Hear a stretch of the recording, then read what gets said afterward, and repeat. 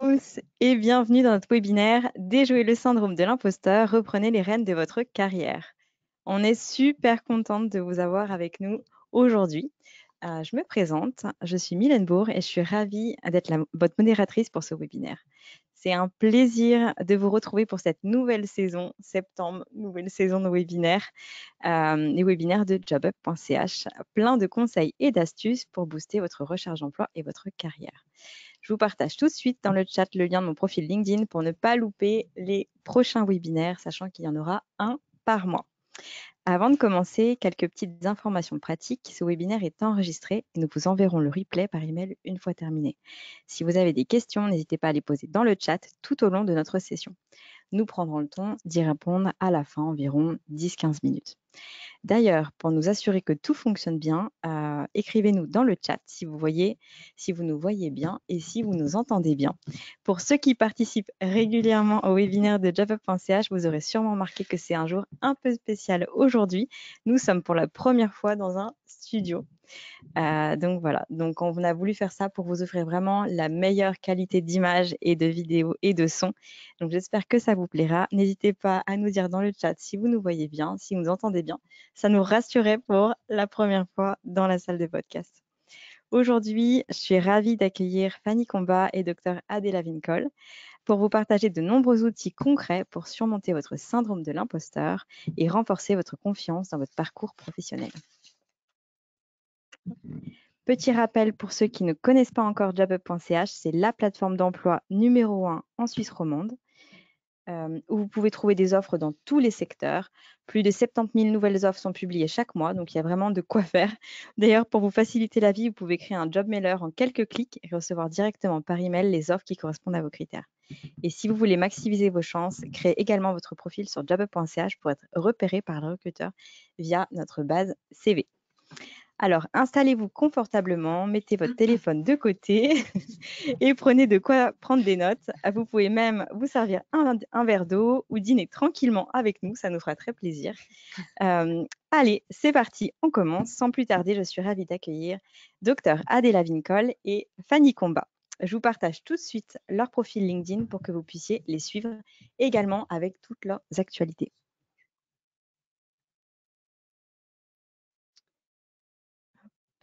Alors, je partage mon écran. Hop. Alors, Fanny et Adela, est-ce que vous pouvez vous présenter? Merci Mylène pour cet accueil, pour cette première, Merci, Mylène. cette première dans ce studio. On est ravis d'être là. Je commence? Vas-y, Allez, je commence. Fanny Combat. Je suis qui? On dit chaque fois comment est-ce que j'ai envie de me présenter. C'est chaque fois différent.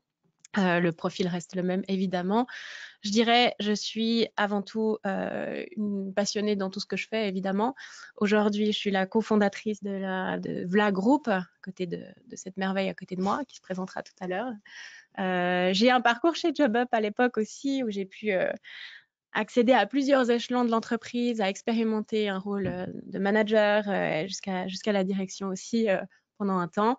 Donc, c'est là aussi où j'ai fait certaines armes. J'ai un parcours plutôt dans la partie communication, marketing, et au fur et à mesure, je me suis vraiment formée dans la partie RH et gestion d'entreprise. Et c'est là qu'en 2015, j'ai commencé à m'intéresser à ce qu'on appelle la marque employeur. Donc, vraiment de savoir comment les entreprises font pour garder leurs collaborateurs, pour attirer des nouveaux talents, des nouvelles personnes et répondre à ces questions de pénurie au final. Donc, depuis 2015, je fais ça et j'ai lancé ma propre entreprise en 2020 pour répondre à ces questions-là. Il y a 3 ans, j'ai eu la chance de rencontrer Adela Vincol, où on s'est rencontrés sur des enjeux, des problématiques, des questionnements communs et en l'occurrence des questionnements sur la place là de nous en tant que femmes dans le monde du travail, dans le monde des entreprises, en tant qu'entrepreneurs, de voir qu'est-ce qui était possible ou pas, de voir que peut-être qu'il manquait une offre sur certains plans, notamment sur le plan des formations, mais pas que. Et en mettant nos visions ensemble, on a eu une vision qui est devenue un projet, qui est aujourd'hui une entreprise qui fonctionne et dont on est aussi très fiers. Voilà. Si on aime bien aussi présenter ce qu'on fait à côté. Moi, je suis une passionnée de montagne. Si je ne suis pas dans un studio de podcast à enregistrer à côté de Mylène Adela, je suis à la montagne. et gruyérienne de cœur et de sang et d'adoption et de lieu de vie. Donc, petite promotion pour le pays de Gruyère. Voilà. On avait dit pas de pub. Ah oui, c'est vrai. Non, je rigole. Avec ton Mac, là. Publicité cachée. C'est ça. Merci Fanny et merci Mylène de nous avoir accueillis pour ce podcast webinaire. Nous sommes très heureuses d'être là. Comme Fanny l'avait dit, à chaque fois on dit comment on a envie de se présenter aujourd'hui. Je m'appelle Adela. Je suis qui je suis. Je suis spécialiste, j'ai une expertise en gestion d'entreprise et dans la recherche marché. Pas marché en marketing, pas études de marché marketing, mais plutôt études de marché, études des entreprises et les programmes économiques en entreprise. Stratégie d'entreprise et management m'ont accompagnée depuis aujourd'hui une vingtaine d'années. J'ai commencé mes études à l'Université de Fribourg, un peu de pub. Je suis d'origine tchèque, ça se dit d'où vient ce petit accent. Et je me présente aujourd'hui moitié tchèque, moitié fribourgeoise. Et comme Fanny l'avait dit, on s'était rencontrés il y a quelques années en arrière lors d'un trail de nuit. Donc, le sport qui nous accompagne depuis toujours, je pense. Et on a eu cette opportunité de monter notre entreprise ensemble. Donc, je suis aussi multi-entrepreneuse. Et cette entreprise qui est devenue un groupe aujourd'hui avec diverses visions sur place de la femme sur le marché, mais pas que. On parle aussi des questions de diversité et d'inclusion et comment les hommes peuvent se positionner à côté des femmes qui font leur carrière et comment on peut se soutenir mutuellement. Je suis une maman d'une chienne de 9 ans et passionnée de montagne aussi. Donc. Et golfeuse frustrée et passionnée en même temps. Ça dépend des jours. Voilà. Bien. Merci beaucoup, les filles. Avançons. Je pense qu'on peut y aller. On va sauter. On y va. On va Allez. sauter dans le sujet qui nous occupe aujourd'hui. Et je tiens à rappeler, s'il y a des hommes dans l'Assemblée, manifestez-vous aussi. Toute cette présentation sur cette question du syndrome d'imposteur et de pouvoir compiler avec et trouver ces clés s'adresse vraiment pour hommes et femmes. Donc, ça serait intéressant aussi d'avoir vos retours par rapport à ça. On va vous partager quelques chiffres qui sont intéressants. Et pour commencer, on commence avec cette clé qui est pour nous importante. Et c'est une clé fondamentale qu'on vous transmet, qu'on vous donne, c'est gratuit. Ça ne sera pas parfait et c'est tant mieux. Pourquoi on parle de ça? Pourquoi c'est important? Déjà, quand on a préparé ce webinaire, on est là depuis un petit moment pour faire la configuration, vous imaginez bien, on a fait des tests et à un moment donné, on a dû se dire, vous savez quoi, ça ne sera pas parfait, mais si on attendait que c'était parfait, on n'aurait jamais commencé à midi, on n'aurait pas lancé, on ne serait pas parti. Et ça, c'est vrai dans tellement de cas et dans tellement de configurations. Donc, de pouvoir se rappeler ça de temps en temps, ça nous fait du bien. Et on vous le dit à vous aussi, ce webinaire aujourd'hui, ce podcast, il ne sera pas parfait, mais ça sera tant mieux. On vous l'avait dit. Exactement. Pourquoi on parle du syndrome d'imposteur? Pourquoi c'est un sujet aujourd'hui et pourquoi on l'aborde dans cette thématique? Je verrai juste cette introduction. Tu peux avancer pour vous faire un contexte simplement de définition, qu'on parle de la même chose. Syndrome d'imposteur, si vraiment on s'intéresse d'un point de vue théorique, c'est un phénomène psychologique on dit dans lequel les individus doutent de leurs compétences, de leur réalisation et ont une peur irrationnelle d'être exposés comme une fraude, comme ce fameux imposteur. Mais malgré justement des preuves objectives de leur succès, il y a quand même cette peur qui persiste et on a tendance à attribuer ces fameux succès à des facteurs externes comme la chance, le hasard, j'étais au bon endroit à la bonne place et qu'on ne mérite pas ces succès.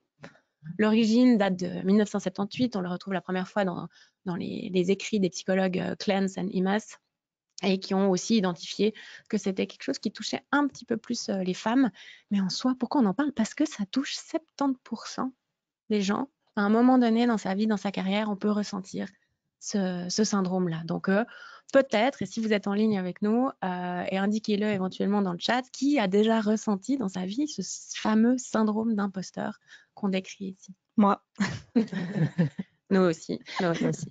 si on parle de ce sujet, c'est que c'était le sujet qui nous a intéressés tout en premier. Et comme Fanny l'avait présenté si bien, si on regarde si on ressent le syndrome d'imposteur, c'est cette doute et perte de confiance, hein, incapacité d'évaluer ses compétences d'une façon très objective, c'est-à-dire aussi d'attribuer le succès à des facteurs externes comme le Saint-Esprit, la chance, hein, j'ai la chance d'être là. Effectivement, si on n'a pas la chance d'être à un endroit précis et de rencontrer les personnes précises qui peuvent nous aussi propulser dans notre carrière, on n'arriverait pas à arriver à n'importe quel poste, que ce soit les postes à responsabilité. Donc, la chance, on en a besoin, même si on a tous les atouts, tous les bagages académiques ou pas, ou expérience, si on ne connaît pas les bonnes personnes. Et on nous avait dit dans le passé, il y a quelques années en arrière, hein, de nos amis, un grand entrepreneur, il avait dit, vous les femmes, vous l'appelez syndrome d'imposteur. Nous, les hommes, on l'appelle réseau. Donc, rencontrer des bonnes personnes qui peuvent aussi, qui peuvent nous aider à grader dans ces échelons et pour les minorités, pour briser ce plafond de verre. Voilà. Très bien. Et on parle parfois, on associe la question de la confiance, si tu pouvais aller dans le suivant. On associe cette question de confiance et de syndrome d'imposteur. Il y a une différence. Della, je ne sais pas si tu veux y aller. La différence entre la confiance en soi et le syndrome d'imposteur, pour nous, c'était quelque chose qui était relativement révolutionnaire car on a fait des études plus approfondies par rapport à cette thématique. La confiance de soi, hein, ce sentiment qu'on a confiance en propre valeur et on arrive à avancer avec cette assurance. La différence avec la confiance en soi, c'est que on se dit, je suis capable d'y arriver. Et plus on expérimente quelque chose, plus on sait qu'on va y arriver parce qu'on a cette confiance qui est innée en ce qu'on est en train de faire. Le syndrome d'imposteur, on dit, plus la personne réussit, plus elle doute de ce qu'elle a accompli. Hein. La confiance, elle croît avec notre expérience. Et le syndrome d'imposteur, il croît aussi avec notre expérience. Donc, c'est une raison pour laquelle le syndrome d'imposteur touche notamment des personnes extrêmement brillantes qui ont réussi dans leur vie. À chaque fois, on se dit, oups, on m'a pas encore découvert. Le jour 365, je suis toujours à ma place, on m'a pas viré et on n'a pas découvert que j'ai rien à faire ici. Donc, voilà. La bonne nouvelle avec ça, c'est s'il y a des personnes qui nous regardent, qui nous écoutent, puis qui ont déjà vécu ce syndrome d'imposteur, il y a beaucoup de chances que vous soyez brillant. Partagez-nous dans le chat si vous êtes brillant parce que vous avez ressenti le syndrome d'imposteur. Comment retourner la situation à son avantage. Bien. Continuons. Ça, c'est justement ce qu'Adela disait. Il y a un peu ce syndrome et cette manifestation de dire un peu, j'ai encore trompé tout le monde. Ils n'ont pas remarqué que j'étais un ou une imposteur. Je m'en suis sortie pour cette fois-ci, mais je ne sais pas comment ça sera la prochaine. Donc, il y a cette peur profonde d'être démasqué. C'est pour ça que vous voyez souvent des illustrations avec des masques et de dire, non, mais ils m'ont engagé à ce poste. Ils vont se rendre compte que je suis pas la bonne personne pour ce poste.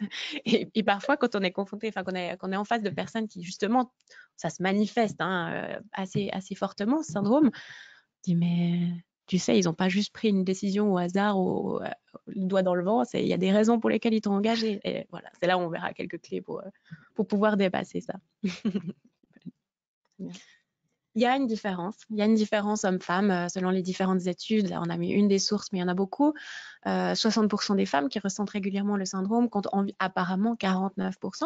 Donc là, c'est intéressant aussi si vous nous partagez dans le chat s'il y a des hommes qui ont ressenti aussi, qui ressentent régulièrement ce syndrome. Nous, on en connaît beaucoup aussi qui nous disent, mais en fait, tout ce que vous décrivez, moi, je le vis et je le ressens. Donc, c'est plutôt une analyse vraiment de la data qui montre qu'il y a un peu plus de ça.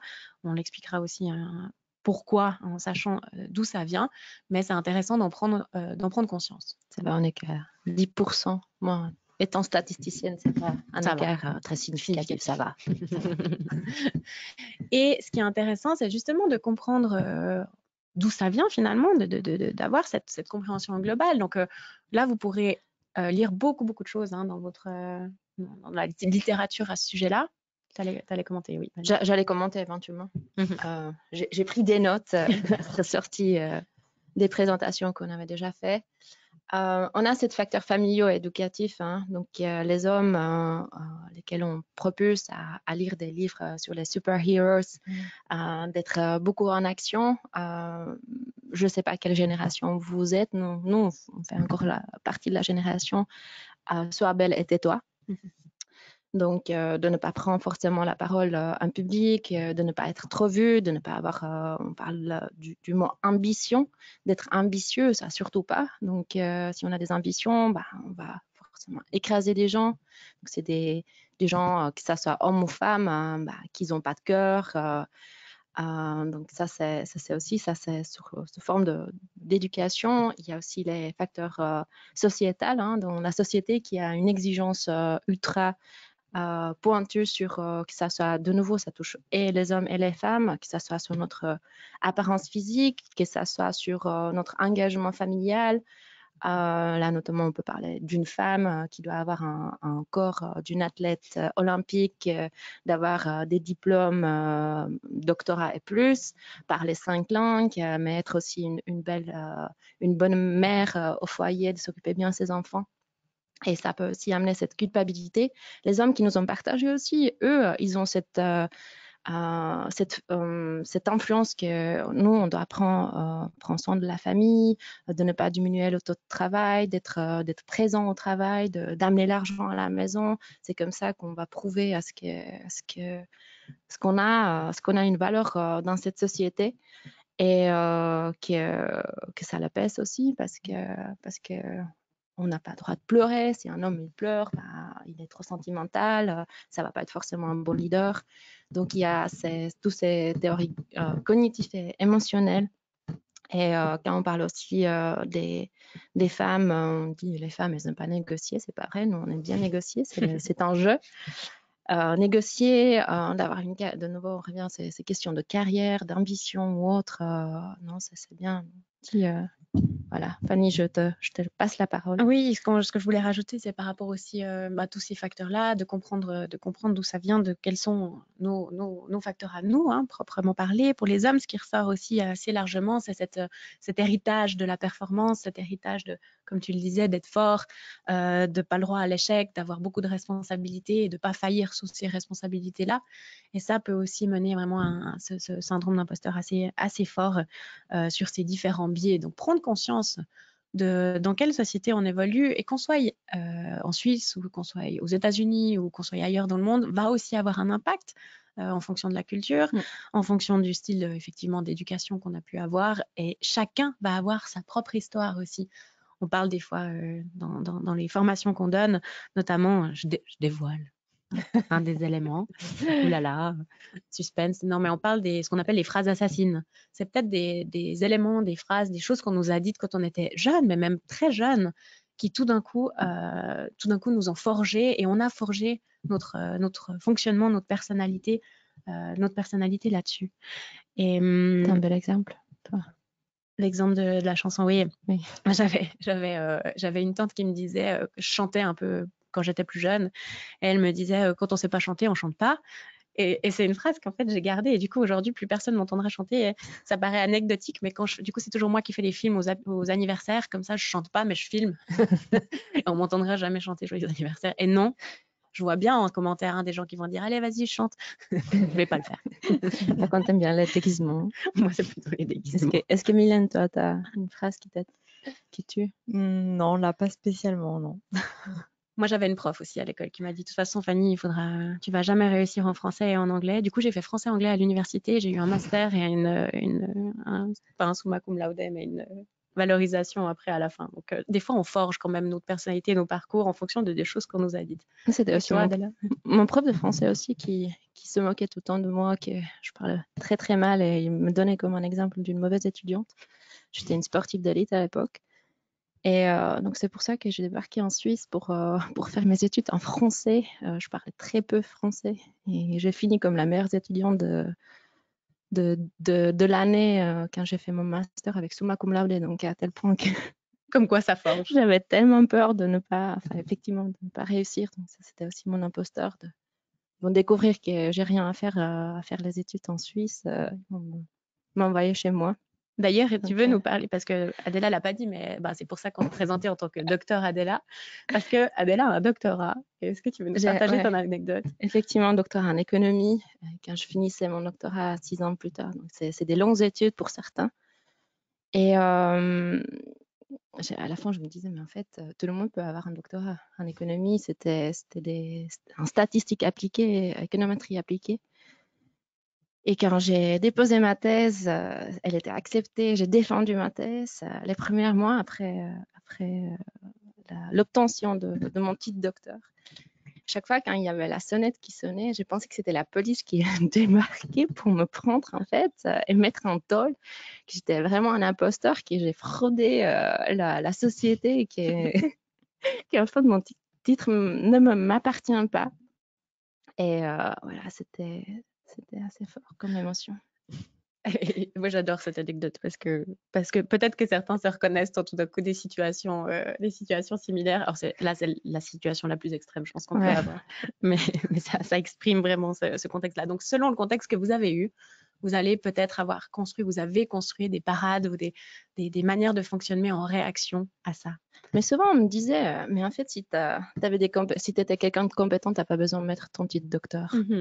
Donc, on écrase aussi les personnes qui ont fait des études, mais je suis tout à fait pour les gens qui ont plutôt un bagage expérimental et puis d'autres qui ont un bagage académique. Et en fait, tout se forge ensemble et de reconnaître aussi ceux qui ont des doctorats. Exactement. Mylène, tu as besoin un peu de la place parce qu'on ne veut pas te monopoliser ton podcast, ton webinaire. Non, mais moi je vous écoute avec plaisir.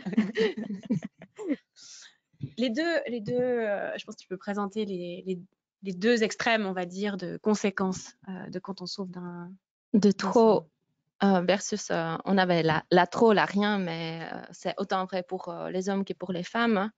Donc, le syndrome d'imposteur, on a deux gros types. Imposteur, c'est de nouveau, on revient. Imposteur, c'est quelqu'un qui prétend être quelqu'un qui ne l'est pas. Donc, comme si je disais que je suis une chef d'un restaurant étoilé.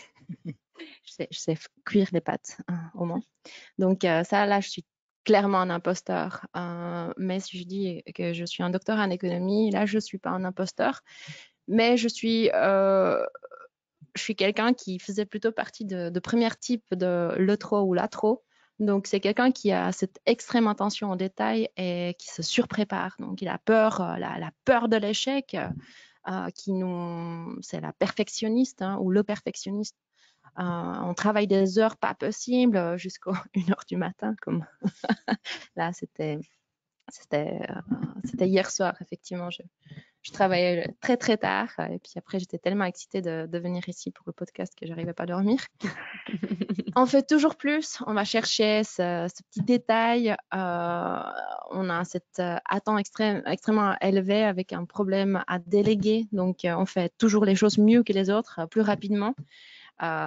Contrôle, hein, là, il y a quelqu'un qui va. Moi, je me reconnais là dans le trop, hein, clairement, c'est moi. Coucou. Contrôle total, surtout si on ne maîtrise pas chaque élément de processus, c'est difficile. Ça mène à un burn-out, clairement. Donc, peut-être il y a parmi vous celles et ceux qui ont fait face à un burn-out. J'en suis une, effectivement.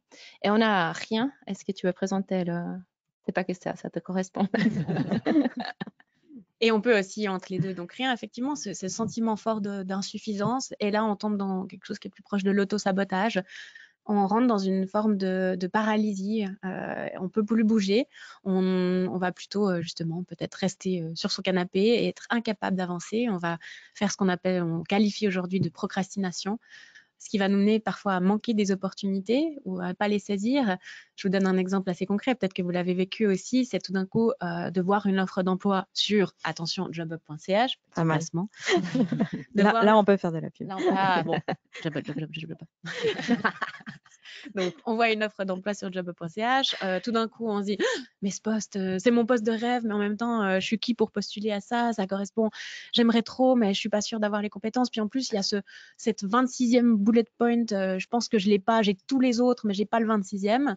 Et là, je rentre dans cette paralysie et je ne fais rien. Et je sais que je dois remettre peut-être à jour mon CV, que je dois remplir un formulaire. Je sais que la date, elle est la semaine prochaine, le délai de fin de poste. Et je repousse et je repousse. Je suis hantée même par cette pensée parce que ça m'obnue. Vraiment, on est obnubilé par ça. Et pourtant, je n'y arrive pas. Comme s'il y avait quelque chose qui était plus fort que soi, j'y arrive pas. Donc, on rate ces opportunités. Il y a presque une mise volontaire en situation d'échec. On est vraiment dans cet auto-sabotage-là. Parfois, on va fuir du coup certaines conversations difficiles et on aura de la peine à demander de l'aide dans ce genre de configuration. Donc, on va pouvoir se trouver dans cet autre extrême. On peut se retrouver dans les deux, mais la question, c'était un peu, voilà, dans lequel vous vous retrouvez. Est-ce que vous êtes plutôt des trop ou des rien? On retrouve beaucoup de typologies autres de syndrome d'imposteur, évidemment. Je les ai là. On a le ou la perfectionniste, hein, c'est la plus fréquente. Je pense qu'on va la présenter puisque c'est la plus fréquente ou le plus fréquent syndrome d'imposteur. Il y a Madame Je sais tout, l'experte, l'indépendante qui veut faire tout seul, la surdouée, c'était ce génie naturel. On a aussi la superwoman, donc qui doit performer tout et partout. La dévouée à la maison, souvent aussi, que ce soit tout doit être dans la perfection de nouveau. Et la fausse confiante, donc elle va paraître tellement confiante parce qu'à l'intérieur, elle n'est pas du tout. J'ai envie de dire, excusez-moi pour les hommes parce que on a la présentation plutôt orientée féminine, donc, mais j'imagine, et ça nous intéresse, hein, si vous souffrez aussi ces questions-là. Trop et rien, ça c'est valable pour vraiment hommes et femmes. Les différentes typologies sont un peu plus spécifiques aux femmes, effectivement. Ce qui est intéressant à comprendre, c'est ce phénomène justement qui est une sorte de, c'est le modèle qui a été créé en 78 par Clancy et Innes. Donc c'est une sorte de cycle, le modèle de l'imposteur, où d'abord on a une nouvelle, par exemple là on tombe sur une offre d'emploi ou on nous propose une promotion, une place ou quelque chose comme ça. Cette nouvelle va générer une anxiété parce que imposteur, parce que je suis pas à la hauteur, parce que j'ai peut-être pas les compétences, parce qu'ils se sont trompés, parce qu'ils n'ont pas vu que j'étais un imposteur et donc ils m'ont pas encore démasqué. Donc là, on tombe soit dans le trop, soit dans le rien en réaction. Ça va nous mettre dans un extrême ou une autre. Souvent, c'est des gens qui sont brillants, donc il y a un succès derrière. Là, on a montré aussi quelques éléments où il y a des échecs, mais il y a souvent des succès derrière. Donc on a le succès, ok. Et là, qu'est-ce qu'on fait? Non, mais c'est de la chance, c'est le hasard que j'ai eu le succès. Et donc, du coup, on amplifie mes doutes parce que c'est le bruit de mes lunettes qui viennent de tomber. On amplifie le doute parce qu'on s'est dit, mince, j'ai nouveau réussi quelque chose alors que je suis une imposteur ou un imposteur. Et c'est ainsi qu'il se répète. Donc, de comprendre ce mécanisme, c'est déjà une première clé qu'on vous donne. Comprenez, si vous vous êtes reconnu sur ce trop, ce rien ou dans ce mécanisme-là, c'est que probablement vous avez un syndrome qui est là et que il y a des manières de le déjouer, à commencer par le reconnaître. Mais est-ce qu'on peut être les deux en même temps, Absolument. en fonction des situations? Ok. Exactement. On n'est jamais que le trop ou que le rien. On a des tendances, mais globalement, on peut être vraiment les deux. Et ce qui se passe parfois, ça c'est, je pense qu'on peut se reconnaître peut-être, Adèle Emma, elle va me confirmer, on va d'abord être dans le rien, et dès qu'on se rapproche vraiment du danger, on va tomber dans le trop. Ouais. Voilà. Comme moi ce matin avec la préparation du podcast. Peut-être. On voulait pas te balancer, Mylène, mais il y a des chances. Donc, la slide d'après, c'était de savoir dans lequel vous reconnaissez en commentaire. Est-ce que vous nous dites si vous reconnaissez, mettez trop ou mettez rien, ou les deux. Sinon, est-ce que vous reconnaissez l'image? Madman. Qui était peut-être un peu parfois dans le trop. Bien. Une des questions. Non, on adore. Des questions qu'on vous pose et qu'on vous pose dans le chat, et ensuite on y répondra. Est-ce si négatif ce syndrome d'imposteur? Est-ce que c'est négatif? Non, je pense pas. Maintenant, j'attends la réponse. J'attends la réponse. Mais je pense pas. Maintenant, tu sais que ça touche les personnes extrêmement brillantes. Alors moi, j'ai un gros syndrome d'imposteur. Énorme. Du coup, c'est bon. Maintenant, je l'aime en syndrome de l'imposteur. Dans le chat, dites-nous, est-ce que vous pensez que c'est négatif? On vous laisse le suspense de répondre un petit peu selon vous, selon votre expérience, selon les conséquences. On a parlé de certaines des conséquences, on pourra revenir aussi dessus. Suspense. Les conséquences. Reste sur... ouais. Moi, j'en ai quelques-unes là, je les ai notées. Donc la réponse, on va la développer un petit peu avec vous. On commence? Vas-y. Vas-y. Allez, est-ce si négatif, des éléments de réponse? Bah déjà, je viens répondre que non. Ouais. Parce qu'on est extrêmement brillant. Pourquoi sentir ce syndrome d'imposteur? Au moment où on sait qu'il est là, et on arrive à se dire, ah là, je commence à ressentir ce syndrome d'imposteur, et de revenir, en fait, j'ai ces compétences. C'est important de faire un sort de bilan de compétences, ses propres réussites, son parcours, que ça soit un parcours de vie, hein. Quels sont les moments cruciaux? On parle des moments cruciaux dans le leadership. C'est les moments qui nous ont forgé de la personne qu'on est aujourd'hui. C'est des moments qui n'étaient pas souvent très, très agréables. Pour moi, un moment crucial, c'était le décès de ma mère il y a 7 ans en arrière, qui m'a forgé à devenir l'entrepreneuse, de suivre dans les pas de ma mère. Et au final, c'était un moment difficile, mais de voir, OK, il y a des moments dans ma vie qui ont peut-être rien eu à voir avec ma carrière professionnelle, mais qui ont fait de moi la personne que je suis aujourd'hui. Et de se dire, OK, est-ce que je suis en train de prétendre d'être quelqu'un que je ne suis pas? Et je n'ai pas du tout ces compétences, ou est-ce qu'il y a juste un syndrome d'imposteur qui veut dire que je suis quelqu'un qui a réussi? Donc, clairement, c'est pas quelque chose de notre point de vue si négatif. On peut regarder des politiciennes ou des politiciens, des gens qui sont à des têtes des entreprises, des gens qui sont extrêmement brillants, qui disent, ah oui, mais ça, j'ai ressenti, je me suis dit, mais ils m'ont placé là, mais je sais pas pourquoi, je sais pas qu'est-ce qu'ils ont vu en moi. On parle aussi, là, c'est notamment aussi pour les hommes, comment ils peuvent soutenir les femmes. Quand on dit une femme, oui, mais elle est là à cette place parce que c'est une femme. Et alors? Enfin, si c'est un homme, on a fait une enquête, hein, donc on parlait aussi, on fait pas mal d'enquêtes du marché pour positionner ces thématiques, et les hommes, ils nous disent, oh, moi, si je suis là et je suis un homme, c'est tant mieux, non? En fait. Et c'est tant mieux, effectivement, qu'il y ait une femme. On se dit aujourd'hui aussi, si on va dans des événements qui sont pour des têtes d'entreprise ou des top managers, on voit que la majorité des hommes, la majorité des personnes, c'est des hommes. On peut briller dans ce milieu qui est masculin. On peut nous repérer. Après, effectivement, il faut suivre derrière avec ses compétences. Enfin, on dit fake it until you make it. Oui. J'adore cette phrase. Elle marche. C'est toute ma vie. Genre, on gère des milliers d'entreprises. Quelques années plus tard, oui. Donc, oui, je dirais que c'est un fort oui. Pour autant que ça ne nous freine pas dans notre carrière. C'est ça, c'est ce que je voulais rajouter. Donc, est-ce négatif? Absolument pas. Déjà, juste d'être d'accord, je pense assez d'accord là-dessus. Non, c'est pas négatif. Quand on sait l'identifier, quand on sait le démanteler, justement, de voir qu'on tombe pas au burn-out, ça devient négatif si ça nous mène au burn-out, ou on loupe des opportunités, évidemment que ça devient problématique. Je vous donne mon expertise aussi, enfin mon expérience vis-à-vis de ça. Quand j'ai décidé de quitter le monde de quitter l'entreprise où j'étais, j'avais une très bonne position. Et là, je me dis, OK, je me lance, je crée mon entreprise dans le sujet de la marque employeur. Il y avait encore personne qui faisait de la marque employeur sur le marché en Suisse romande. Donc, premier réflexe, c'est, mais t'es qui? Donc, envers moi-même, hein, t'es qui pour faire ça, et limite pour t'auto-proclamer voilà, spécialiste marque employeur. Donc, ça m'a pas freinée parce que je l'ai très vite identifié, mais par contre, ce que ça a fait, c'est que ça m'a propulsée dans beaucoup de recherches, d'enquêtes, d'expérimentations. J'ai décidé du coup d'enseigner cette matière parce que j'étais persuadée que quand on enseigne une matière, on la maîtrise mieux, et on est obligé d'aller un peu chercher dans différents domaines et aspects. J'ai regardé ce qui s'est fait à l'international. Je me suis beaucoup rapprochée du Canada, de UK, du US, de voir ce qui se fait là-bas. Et en fait, j'ai développé réellement mon expertise parce que je me disais, faut pas qu'ils découvrent qu'en fait, je suis une fraude totale. Ça a été un moteur, en fait. Ça a été un immense moteur. Et aujourd'hui, je suis absolument pas une fraude dans le domaine, parce que j'ai accumulé et l'expérience et la connaissance dans ce secteur-là. Alors, j'ai encore énormément de choses à apprendre et je suis consciente de ça. Et comme j'ai encore parfois ce syndrome d'imposteur, typiquement quand des grandes conférences ou des universités me disent « Fanny, est-ce que vous pouvez intervenir sur le sujet en tant que spécialiste ?» Là, je fais « le canard ». L'image du canard, je vous la donne. Hein, C'est quand en surface, tout va bien, on est super, mais dessous, ça patauge complètement. Donc, je lis encore beaucoup Souvent. mon canard. Mais je le vois et je me dis, ben, go. Et ça me propulse, en fait.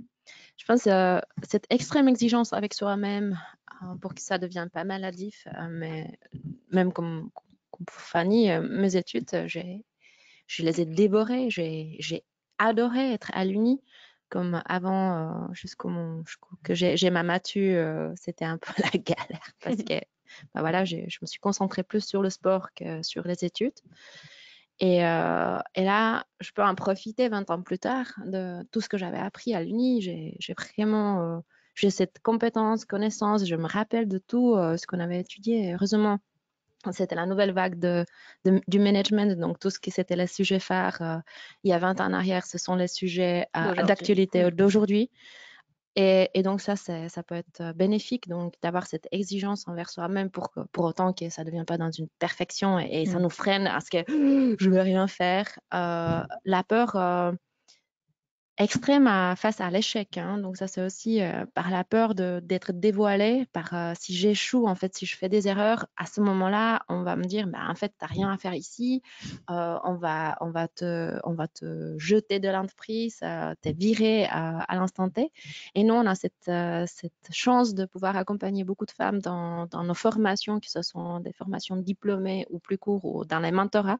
On fait pas En du leadership, coaching. non? On fait du mentorat en leadership. Ces femmes qui commencent les carrières aussi en entreprise en tant que en management d'équipe, elles disent ouais mais en fait j'ai peur de faire les erreurs, on va voir que je fais des erreurs, je vais pas pouvoir tenir ce poste ou autre.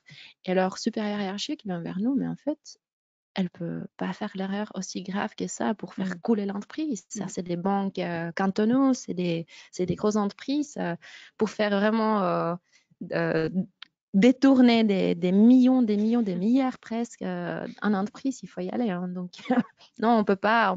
Quelle est la pire des choses? Ça, c'est quelle est la clé, quelle est la pire des choses qui peut arriver? Ce qu'on avait dit tout à l'heure à Mylène, qui est en fait, j'arrive pas à me connecter. C'est mon truc. On balance en live là. Merci les filles, super. Quelle est la pire des choses? Mais quand on commence en retard, bah, au pire des choses, on va filmer avec notre téléphone. Vous allez aussi. Du coup, ça, c'est une clé importante. Quelle est la pire des choses qui peut arriver? Mais on a aussi d'autres clés à vous présenter, à vous partager, des clés terrain. Donc, tu peux aller sur la suivante. Volontiers. Déjà, vous, si vous avez des clés que vous utilisez et que vous connaissez, que vous avez déjà apprivoisées, je dis exprès apprivoiser et comment on apprivoise le parce syndrome. Que je lui ai posé la question, qu'est-ce que ça veut dire avant? Apprivoiser. Elle m'a toujours pas répondu. Apprivoiser, donc c'est plus dans cette... Parce que souvent on dit comment déjouer, comment détruire le syndrome d'imposteur. Et en fait, on a vu que c'était pas négatif, pas si négatif. Donc comment on peut l'apprivoiser, compiler avec, avancer sur ce chemin avec ce syndrome. Donc on vous laisse partager quelques clés et en parallèle, on va vous partager quelques-unes des nôtres. C'est quelques clés, c'est pas toutes parce qu'on a une formation en syndrome d'imposteur. Exactement. Comment devenir le meilleur imposteur du monde? On est en train d'écrire le 3e livre. How to fail your business. Je te laisse commencer les premières. Donc ça c'est la roue des clés. Il y en a que 4 aujourd'hui. Stop au saboteur. Regardez souvent aussi des personnes qui vous entourent et les personnes qui éventuellement vous font des critiques. Se dire, ça vient de qui? Est-ce que cette personne, elle m'inspire? Est-ce que j'ai envie d'avoir cette personne dans mon entourage proche? Si c'est une personne qui m'inspire pas du tout, c'est quelqu'un que je m'entends peut-être pas du tout, c'est peut-être pas là où on prend des critiques et se remettre en question toute notre carrière. Je voulais balancer mon homme, mais Mais est-ce que finalement, c'est pas les autres qui nous balancent en fait leur propre peur? Par exemple, je sais pas, moi, si je dis, bah, aujourd'hui, je vais faire un podcast, mais ah bon, mais du coup, nanana. En fait, c'est qui a peur de faire le podcast? C'est moi ou c'est toi, finalement? Enfin, moi, j'avais pas peur. non, pas toi, mais la personne en face qui te transmet, en fait, finalement, ses propres peurs à elle. Oui, mais tu ressens, en fait, effectivement, la personne, elle peut se projeter à travers toi, vers soi, mais vice-versa. Hein. Donc, si ça t'attend, ouais, c'est ça. T'es peut-être un peu nerveuse. Moi, je dis, moi, je suis née pour être devant les écrans. Oui, on dit aussi chez nous, la modestie, c'est de la merde, vous l'aurez compris. C'est peut-être je l'avais là, attendez, la fausse confiance. Non, Oui, c'est ça, exactement. non on est attend. Si la critique elle nous attend, effectivement, il y a certains doutes. D'avoir des doutes, c'est OK.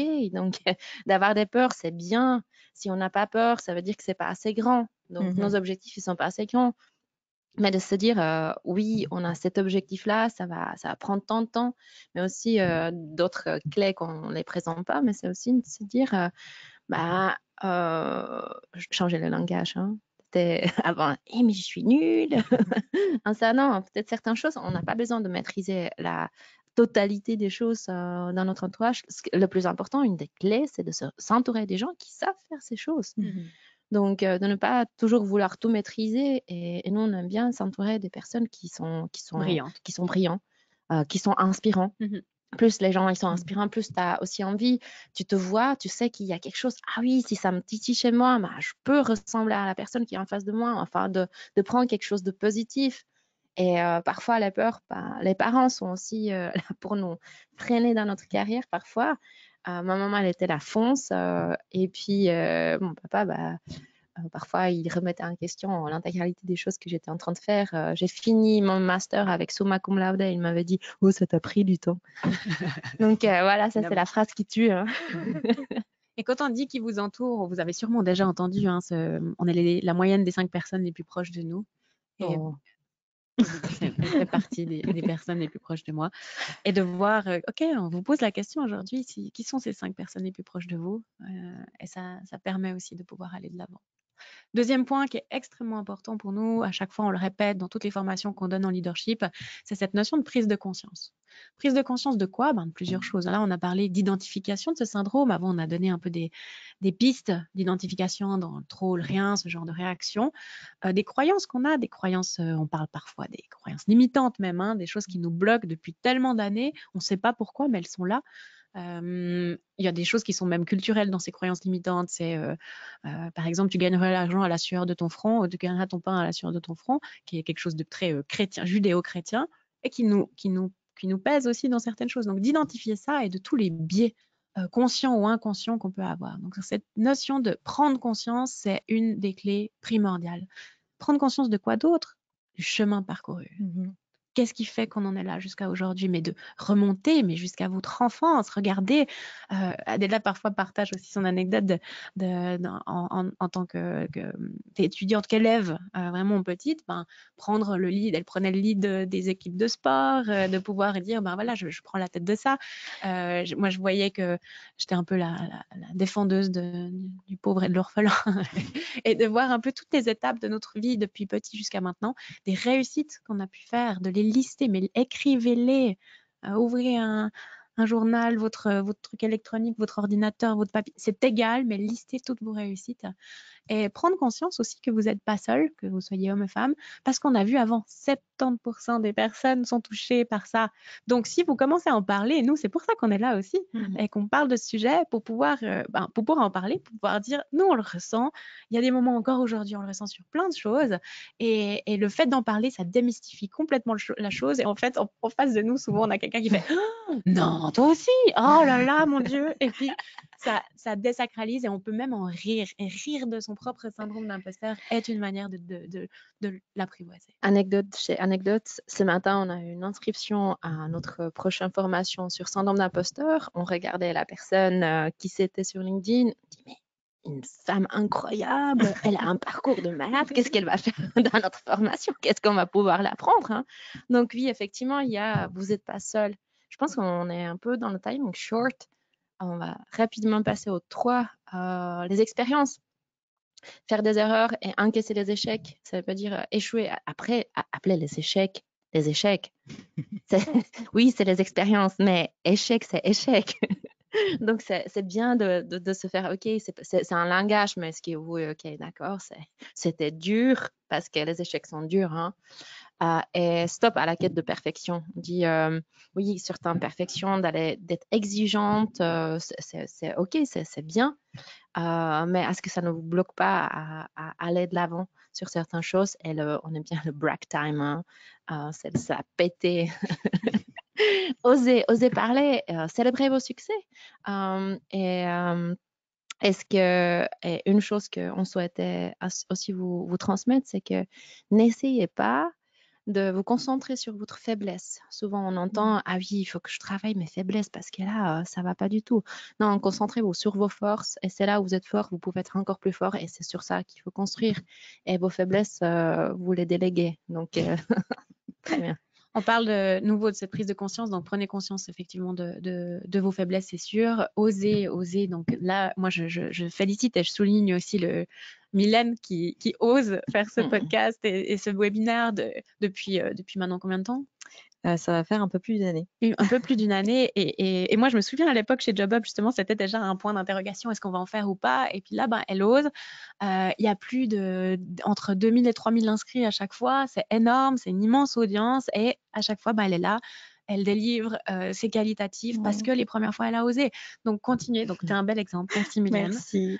Inspirante. Très inspirant. Et donc, soyez aussi ces modèles pour d'autres, hommes ou femmes. Hein. Continuez à oser. Ne vous réfrénez pas parce que en osant, vous inspirez d'autres à oser. Et ça, c'est ça qui fait du bien. Et c'est pour ça qu'on en vient à, si vous aidiez aussi ceux qui en souffrent de ce syndrome, parce qu'il y en a certains qui en souffrent vraiment, qui se bloquent et qui se figent. Déjà, en vous-même, en osant, en allant de l'avant, en déjouant ou en tout cas en apprivoisant ce syndrome, c'est déjà une force, mais aussi de souligner ça chez les autres et de pouvoir être plus dans cette valorisation et ce empowerment, comme on dit. Que ça soit homme ou femme, c'est égal. Et là, le rôle des hommes est extrêmement aussi important. On a dit, allez, mais bien sûr que tu peux, bien sûr que tu as les compétences, vas-y, go. Et ça va aussi être des belles clés pour soi, mais pour les autres aussi. Et puis, j'ai également eu la chance de participer à un de vos workshops justement sur le syndrome de l'imposteur. Et moi, je me reconnais vraiment dans le point, vous n'êtes pas seul. Vraiment, pour moi, le gros point fort, c'était de pouvoir rencontrer des femmes qui avaient également ce syndrome de l'imposteur, alors à différents niveaux, puis sur différents sujets. Mais rien que le fait de rentrer dans une salle, qu'elles listent un peu, voilà, ce qu'elles ressentent, leur syndrome, etc. et de se dire, ah oui, d'accord, je suis vraiment pas seule. Ça a été vraiment, ça a tout changé en fait.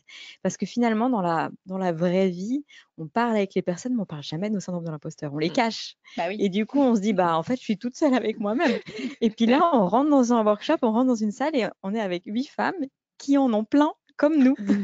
Et du coup, on se dit, OK, ça va. En fait, tout le monde les cache. Moi aussi, je les cache, mais en fait, c'est OK. Et franchement, ça fait beaucoup de bien. J'adore. Du coup, merci Mylène d'en parler parce que évidemment, prochaine. Tu peux même aller sur la prochaine. Prochaine session du syndrome d'imposteur qui est sur 4 semaines. En fait, c'est des formations qu'on fait sur 4 semaines. C'est une journée en présentiel où vous vous retrouvez à l'Hôtel Caillé, pas un petit placement. Donc, cadre absolument idyllique, 4 étoiles. On est servi comme des reines dans l'occurrence. Et vous avez cette journée immersive et ensuite, pendant 4 semaines aussi, on vous accompagne avec différentes choses, à savoir des exercices pratiques à faire chez vous, des mentorings en ligne. Il y a vraiment cette force de collectif qui est là pour pas juste à la fin de la journée de dire j'ai touché 2-3 points, mais maintenant je me retrouve toute seule avec tout ça. Donc il y a vraiment ce suivi. Donc ça, prochaine session en novembre, vous pouvez sans autre aller 15 novembre. Il reste encore 3 places, je crois, quelque chose comme ça. Donc n'hésitez pas.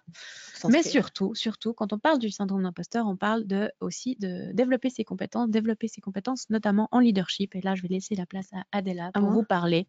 Très bien. Je vais faire rapide, très rapide. On a une formation, une masterclass sur 6 semaines, donc ça c'est le prochain. Un leadership, ça c'est les stratégies et compétences essentielles, 6 semaines, 6 modules, 6 mentorats en ligne, un groupe en ligne, donc des personnes, ça c'est orienté femmes, donc leadership un leadership féminin. Et on traite ces questions essentielles de reconnaissance de sa légitimité, mais aussi on parle de la négociation, on parle de la prise de décision, du mentorat. Et donc, chaque module est spécifique. Il y a une page, landing page, qui est dédiée à cette formation. Donc, vous avez accès qui apparaît dans le chat maintenant, sauf erreur. C'est ça. Et c'est une formation qui la valeur de 1500 francs, on la lance, donc c'est la première volée. Et c'est pour ça qu'on a toujours le prix de lancement à 908 francs pour la formation. Elle commence au mois de le 28 octobre et 6 semaines en ligne. Hein, donc pendant 6 semaines, vous êtes accompagné. Avant, il n'y a rien. Après, il n'y a rien. entre deux il y a des 6 semaines. Et on a le Early Bird jusqu'au 30 septembre à 440 francs. Et on s'était décidé, C'est un roulement de tambour, c'est jamais. on s'était décidé encore hier soir que on va faire l'offre pendant 48 heures à 290 francs avec le code promo WLAMC, donc Masterclass _, sous barre, je ne sais pas comment on appelle ça. La barre d'en bas. La peut- barre, on peut mettre- un petit pont. On peut mettre le code dans le chat à la limite. Job App. Voilà. Donc ça, c'est votre code promo qui va vous donner encore l'offre à 290 francs. Donc, je ne sais pas si on avait au final limité un nombre de personnes. On avait parlé de 20 personnes qui s'inscrivent dans les prochains 48 heures. Donc, si ça vous tente, déjà regardez si ça vous intéresse. Hein, Oui. La formation, on ne veut pas des gens dans la formation qui ont payé 290 francs. Ils ont dit, oh, mais je ne suis pas venue. Donc, ils sont nuls. Donc, seulement si ça vous intéresse et si vous aimez nos couleurs, parce que peut-être pas tout le monde aime nos couleurs. C'est Donc, clair, là on va vraiment rare. pouvoir, c'est là vraiment l'idée de pouvoir développer ses compétences en leadership, en management, où que vous soyez. Il y a le côté 100% digital qui peut être très pratique et avoir surtout un certificat en leadership qui est aussi important quand on est dans sa recherche, par exemple dans son positionnement, son personal branding, sa recherche, enfin son évolution de carrière et de dire ben là en fait j'ai envie de passer au step supérieur. Mais j'ai pas forcément les 20 000 francs que demande, par exemple, si on fait un MBA ou des choses comme ça. Là, c'est vraiment, OK, je prends conscience. Ouais, c'est même bien plus. Effectivement, ça dépend où. Mais on a effectivement d'autres types de formations. Ça, vous allez voir sur notre site web qui est magnifique dans nos couleurs. Et merci du coup pour cette offre Early Birds. Je suis trop, C'est uniquement pour vous. Ouais, je suis trop contente qu'on ait pu avoir ça sur un webinaire de Job Up. Donc, franchement, allez-y, foncez pour avoir expérimenté ces canons. Trop bien. Et on en ressort vraiment grandi et changé. Donc, merci à vous. Merci Mylène. Merci. Je crois qu'il y a des questions. Et oui, bien vu. Je regarde l'heure. OK, on a 10 minutes. On va pouvoir passer maintenant à vos questions pendant 10 minutes. Donc, on en a sélectionné plusieurs. Je regarde mes notes. Merci Thibaut. On est soutenu par un homme qui est en arrière-plan.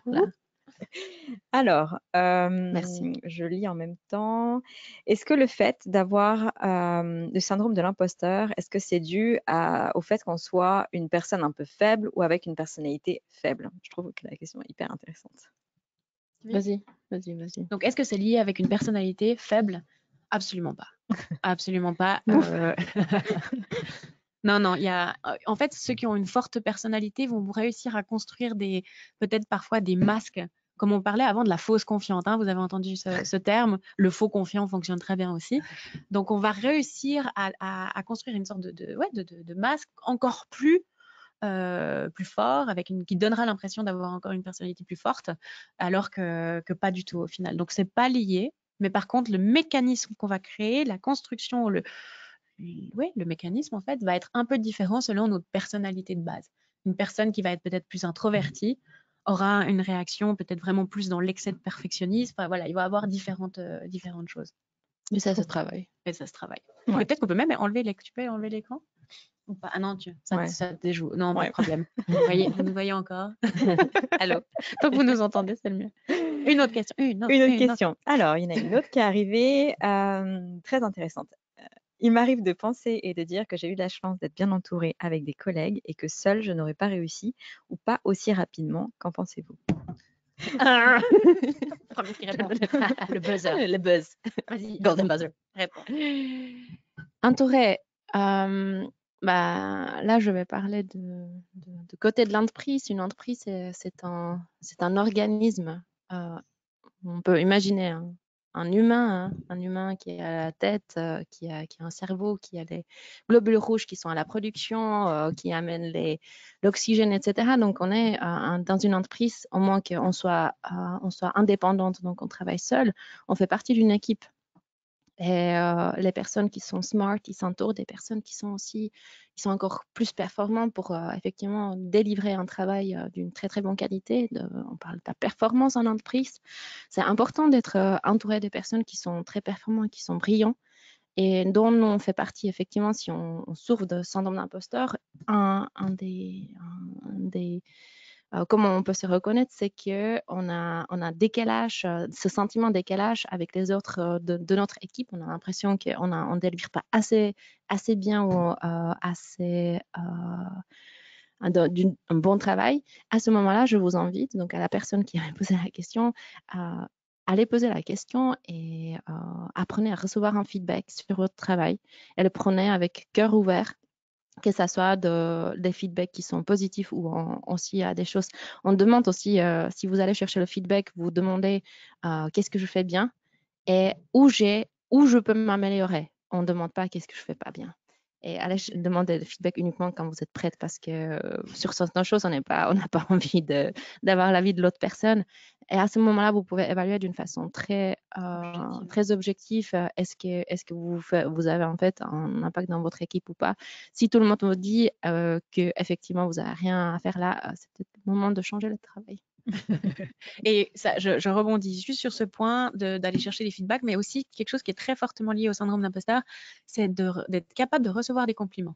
Et là, c'est un entraînement qu'on vous donne. J'aime bien. Faites cet entraînement ces prochaines semaines, de voir quand quelqu'un vous fait un compliment, une remarque positive, comment est-ce que vous réagissez. Observez comment vous réagissez. Et peut-être l'invitation, c'est de pouvoir simplement dire merci beaucoup ou même de creuser plus loin, de dire quand tu dis que je fais bien ça, est-ce que tu peux me donner même plus de détails, comme ça vous savez qu'est-ce qu'on est en train de reconnaître chez vous. Et ça, c'est un gros sujet, mais qui permet d'être un terrain d'expérimentation assez facile et accessible dans les prochains jours. Vous avez devancé ma prochaine question. Aïe, Je suis deg. Aïe, aïe, aïe. C'était comment réagir quand on reçoit un compliment mais qu'on ne le croit pas mérité. Et j'avoue, j'ai choisi cette question parce que je me sentais concernée grâce au workshop, en fait. Vraiment, avant, quand je recevais un compliment, pardon, je raconte un peu ma vie. Quand je recevais un compliment, en fait, il n'arrivait même pas dans mon cerveau. Mes oreilles l'entendaient, mais mon cerveau ne l'écoutait pas.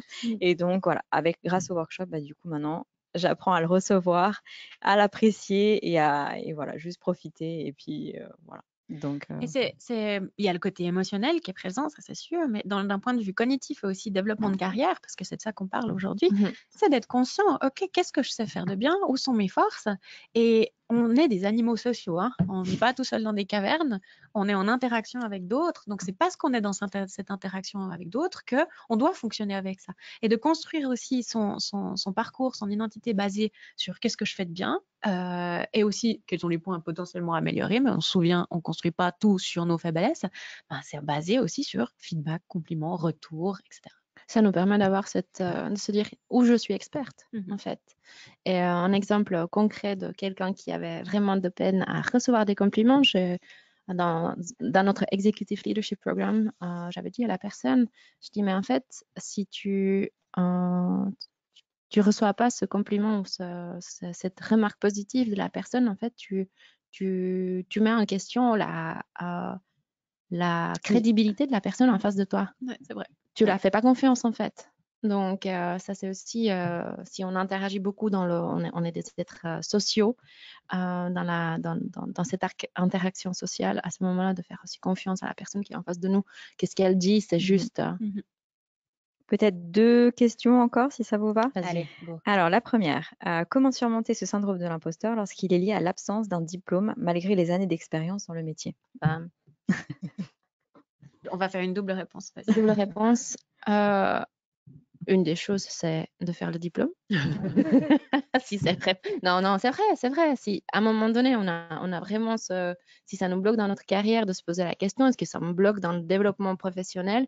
Est-ce que je suis bloquée? Est-ce que dans un poste spécifique à responsabilité, on me demande d'avoir un diplôme? À ce moment-là, ça fait partie de gap des compétences et de nos objectifs professionnels et d'aller chercher un diplôme, mais par rapport à nos objectifs qui sont fixés à 10, 20 ans. Hein. Et d'un autre côté, de valoriser, de faire ce parcours respectif dans le passé, rétrospectif, merci, de regarder qu'est-ce que j'avais réussi, quelles sont les compétences que je peux valoriser, que je peux valider.